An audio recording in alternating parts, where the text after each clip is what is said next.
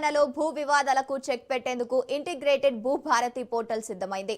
5 మండలాల్లో పైలట్ ప్రాజెక్టుగా ప్రారంభం కానున్న ఈ సరికొత్త వ్యవస్థ ద్వారా భూదారు, రోవర్ సర్వే వంటి సేవలు రైతులకు అందుబాటులోకి రానున్నాయి. రాష్ట్రంలో భూ వివాదాలకు శాశ్వత పరిష్కారం చూపించాలన్న సంకల్పంతో రెవెన్యూ శాఖలో విప్లవాత్మకమైన సంస్కరణలకు శ్రీకారం చుట్టామని మంత్రి పొంగులేటి అన్నారు.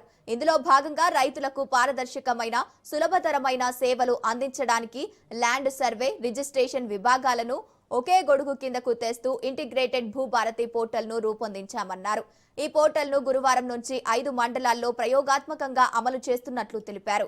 భూ భారతి వివాదాలు పరిష్కారానికి ఇది తొలి అడుగు అని తెలిపారు.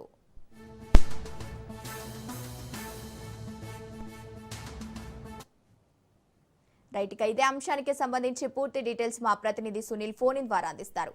సునీల్, తెలంగాణ రాష్ట్రంలో భూ సమస్యలను మొత్తం కూడా శాశ్వతంగా పరిష్కరించాలనే ఉద్దేశంతో తెలంగాణ రాష్ట్ర ప్రభుత్వము ఇప్పటికే భూభారతి పోర్టల్ ని తీసుకురావడం జరిగింది. ఈ రోజు నుంచి ఇంటిగ్రేటెడ్ భూభారతి పోర్టల్ ని తెలంగాణ రాష్ట్ర ప్రభుత్వము ప్రారంభించనుంది.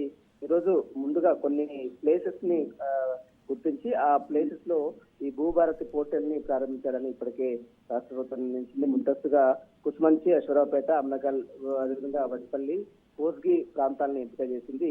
స్మార్ట్ ఫోన్ తో ఇంటి నుంచే ఈ యొక్క భూభారతి సేవల్ని వినియోగించుకునేందుకు ఇప్పటికే రాష్ట్ర ప్రభుత్వము ఒక పోర్టల్ కూడా విడుదల చేసింది. మీ సేవా కేంద్రాలకు ఇక్కడ నుంచి వెళ్లకుండా నేరుగా తన ఎవరైతే స్మార్ట్ ఫోన్స్ ఉంటాయో ఆ స్మార్ట్ ఫోన్స్ నుంచి ఇంటి నుంచే భూభారతి పోర్టల్ ఓపెన్ చేసి ల్యాండ్ సర్వే, రిజిస్ట్రేషన్ సంబంధించిన విభాగాలు మొత్తం కూడా ఈ ప్లాట్ఫామ్ మీదనే ఉండే అవకాశం ఉంది. భూ వివరాలతో పాటు లాగిన్ అయ్యేందుకు అక్కడ ఉన్నటువంటి పోర్టల్ ని క్లిక్ చేస్తే అందులో ఆన్లైన్ సర్వే అప్లికేషన్స్, ఫీజు చెల్లింపులకు సంబంధించిన విషయాలు, అదేవిధంగా 1-2 రోజుల్లోనే 7 రోజుల్లో సర్వే మొత్తం కూడా, అంటే మీ సమస్యలు ఏదైనా ఉంటే ఆ సమస్యలు మొత్తం కూడా అందులో ఎంట్రీ చేసి పోర్టల్లో ఎంట్రీ చేస్తే దాదాపు 1 వీక్ లోపే సమస్యలు మొత్తం కూడా క్లియర్ చేసే విధంగా ఈ యొక్క ఇంటిగ్రేటెడ్ పోర్టల్ కూడా రూపొందించడం జరిగింది. సర్వే మ్యాప్ అదేవిధంగా ఆన్లైన్ లో మొత్తం కూడా అప్లోడ్ చేయాలి.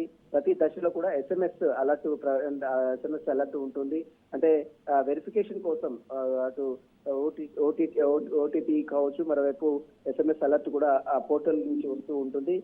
ప్రతి భూమికి ప్రత్యేక భూదాన్ నెంబరు ఖచ్చితంగా ఎంటర్ చేయాలి. రిజిస్ట్రేషన్ సమయంలో సర్వే మ్యాప్ ఖచ్చితంగా ఉండాల్సినటువంటి అవసరం ఉంది. రైతులకు